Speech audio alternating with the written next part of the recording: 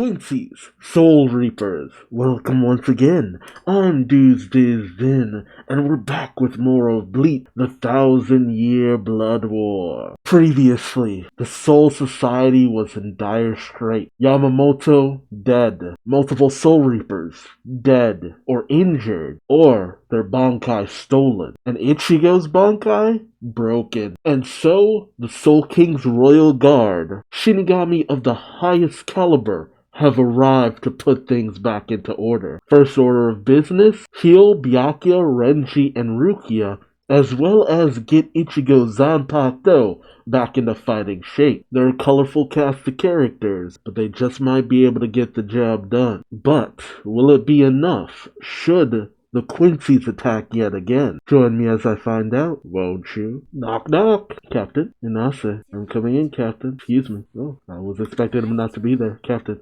if you were in here, you could have answered. I know. We might have to say goodbye. What? Message. Pointing Jiro Hiraki, the head captain, and squad 1 captain. Oh, yeah. Oh, yeah, that was bullshit.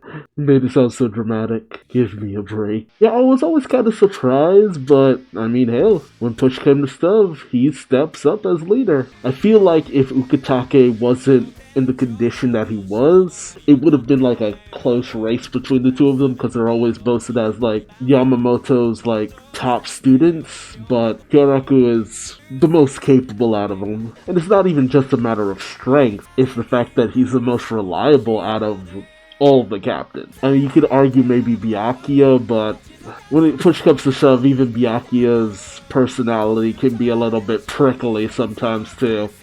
I don't feel like he'd be able to bring everyone together the way that she's able to. 91, 92. Oh, jeez. Oh, and he kicked him in the face.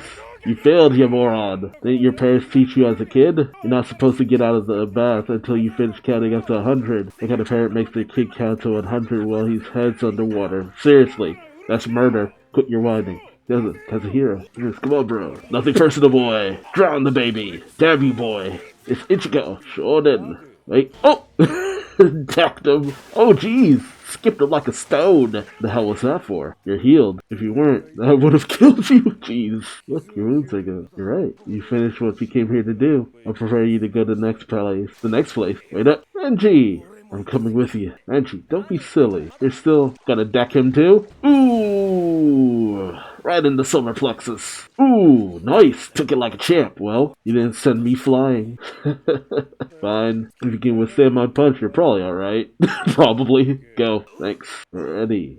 Go! Oh god! Are there any other ways to get around this place? Like, seriously. There they go. Kazuhiro. Why are they dressed like that? Thanks for all the hard work. You can take those off now. Oh! Oh, jeez! Whoa! That was close. If it weren't for those fruits.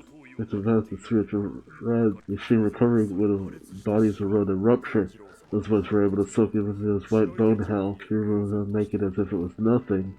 Unbelievable. Huh. Yeah, I really don't remember a lot of that. I saw the potential they went beyond my expectations, especially that Ichigo kid. That punk took my strike. He suddenly struck my fist and fractured it. I really don't remember that. My word. People used to call me Lightning Fast Tanjiro, or my ho-ho skills. Pretty sure I haven't lost my touch yet, right? Getting the jump on Soifon.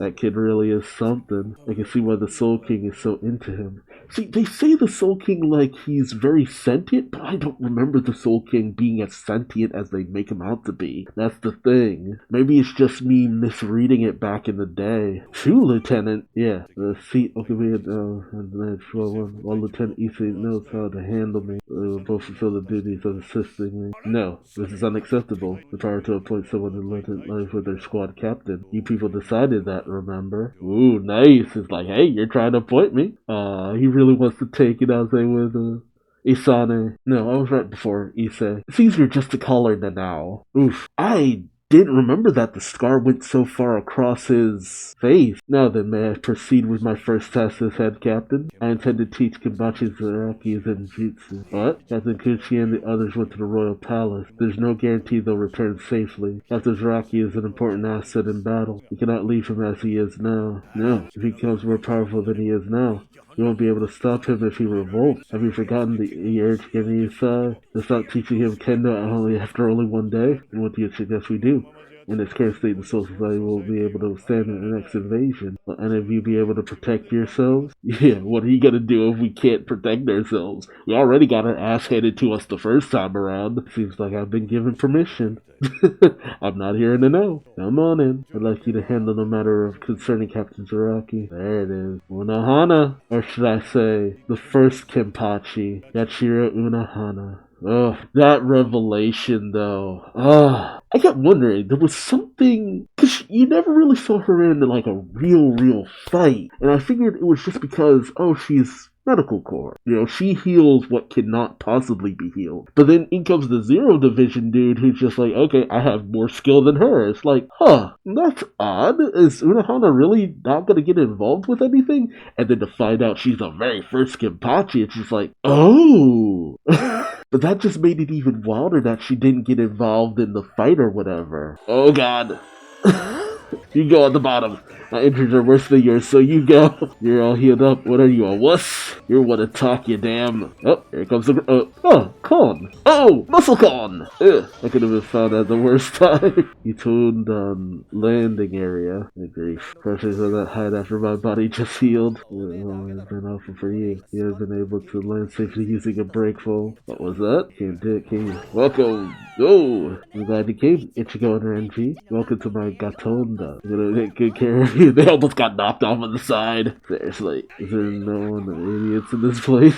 They probably don't get a lot of guests. Oh no. Oh, that looks so good. Oh, she's dual wielding. Oh, that looks so good. No, I just ate and now you've made me hungry again. Goku would love this place. Luffy would love this place. A lot of shonen protagonists would love this place. Ichigo, he's not really that kind of shonen protagonist. When she said she was going to take care of us, I thought she was whipping us into shape. I mean, hey, you gotta eat well. Eat well, sleep well, live well. She meant to say was, this is amazing. Come on, let's eat. I was super hungry. Can you even eat? Wait, you idiot. The way she served us this food for no reason. I had an excuse to start some ridiculous form of training. Oh, I. Seems you grew up distrustful thanks to Kisuke Urahara. Isn't that the truth? There's no need to worry. We got there's a place for her food. My job is to ensure your bellies are full. That's why she's my favorite. Job is stuff your bellies. Now, eat up. I'm sure you must be incredibly hungry. Let's dig in. Devour. And thus Ichigo has truly become a shonen protagonist. What a healthy appetite. I'll go make dessert. So good, I can't stop eating. I can find some weird stuff mixed in from time to time. Ugh, what the hell is this? How does it taste? Unbelievable. It looks grotesque, but it's really tasty and awesome. There's some awesome texture to it, too. The way some aroma spreads in your mouth is so awesome. Stop. Getting your horrible food critique has ruined my meal. Oh, got somber all of a sudden. What, are you done already? I can still eat more. You idiot, I can totally keep going. Taking a break. Is it his Bankai? Hey Renji, should we really be doing this? Everyone in the Serite is training right now and preparing for the next battle. But we're here taking baths, eating food, and just fooling around. I mean, how else are you gonna recover? Well, really? Doing this really? Make us strong enough for the next battle? Are you really that dumb? What? We were both injured in battle, so we took a bath to heal our wounds. Once our wounds healed, we got hungry. That's why we're eating now. It all makes perfect sense. Oh god, that looks so good! You're building up our strength. Prepare the tough train that lies ahead. Seriously, actually make a good point once in a while. I've missed them interacting. Ichigo and Renji just... is one of those relationships. There's a lot of Ichigo's relationships with a lot of his former rivals are also unique and diverse and very fun. But Ichigo and Renji, they make the best kind of pals. Do you agree? Then eat more. You still keep going, can't you? Of course I can. Oh god. Oh no! I'm gonna eat more than you. Dream on, I'm going to. Renji is right. Yes, it's only natural for lieutenants to figure it out. Oh yes. You finally understand what I was saying. That's right. What we're doing right now is no different from getting ready for any other training. Oh, she's so gorgeous. The only difference is this is being done on a Soul King scale. Our rituals are packed with Soul King's power. In the million-year history of the Soul Society, it's a whole other level from the healing and diet that you know in the Serite. Now focus on rebuilding your body so you don't die in the next place. Now, let you understand, have some dessert. Ah, she's so gorgeous. Who are you? Oh, this. I use up all my spiritual pressure when I cook. After I'm done cooking, I always lose a lot of weight.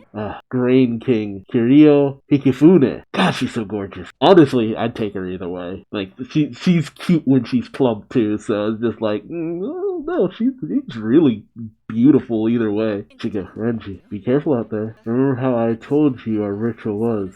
Packed with the history of the Soul Society. Everyone in Squad Zero has created something in the Soul Society, and those who are recognized as being the history of the Soul Society itself by the Soul King are allowed to join our squad. What I've created was a temporary soul, and the technology to build it into a place. The concept of Giko did not exist until I created a temporary soul, and part of what concept was applied to create soul candy. Yeah, she's essentially kind of like the grandmother of Kon. The essence of Giko is to increase one's level of power by placing complete force spiritual pressure into your own body. The food you ate is filled with that essence. Your body should now be containing spiritual pressure that is nothing like you felt before. If you can sense that even a little, then good. That said, I still want you to go with caution. The next palace is totally unpredictable. Your next stop is Hoden, he is the man who created Zanpakuto, the Krinden. They heal your wounds. The Kotoden, where you eat your food. Honestly speaking, these are all concepts I love. Like, just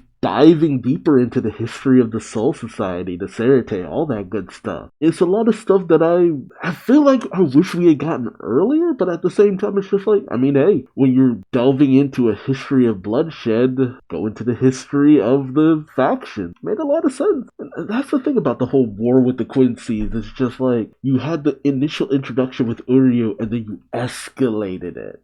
Like, that's why the whole situation with the Fullbringers always kind of made me disappointed, because it's just like, man, isn't there a deeper lore and power set and just more with the Fullbringers? Like, come on. They feel like the least explored and fleshed out and developed faction of all these different factions. And I still don't think we had full confirmation if Orihime's power comes from Fullbring. If we did, I don't remember hearing about it. I mean, I know Aizen explained that her power came because of the Hogyoku, but it's just like, really? That's it? Just the Hogyoku? Like, I mean, it makes a certain degree of sense, but, I mean, because the Hogyoku broken as shit, but her power functions so much like Fullbring. That's the thing that gets me. Oh well, going on a whole different tangent. Man, Soul Society is so fucked up. The Central Underground Great Prison. Got locked up, they won't let me in. Lowest level.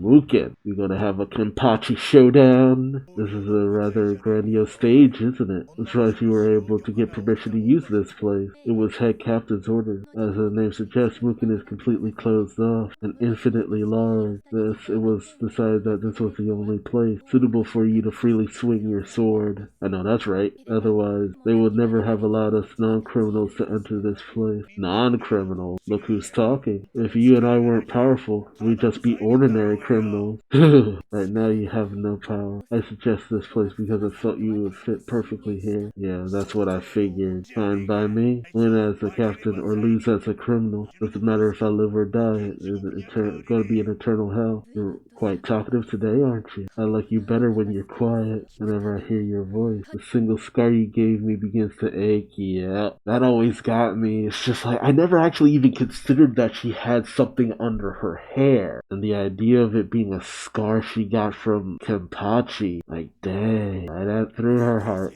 Shut up. Don't think you're the only one who got an aching scar. Oh, Yachiro Unohana. The original 13 God Squad said to be the strongest in history. She served as the captain of Squad 11 and created a basis for why Squad 11 is here today. Before being appointed as captain by Old Man Yama, she was the most notorious criminal in the history of the Soul Society. To show her mastery of countless styles and complete proficiency with the blade, she gave herself the name Yachiro, 8,000 styles.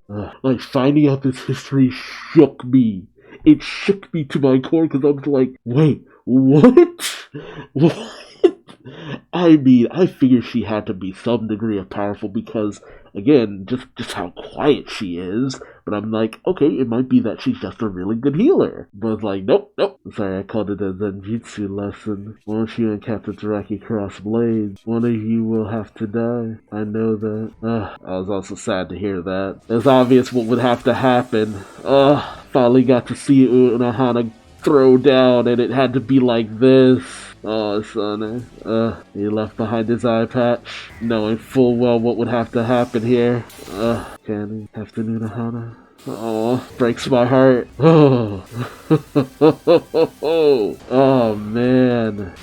She's so graceful. I'm sorry. Unohana was.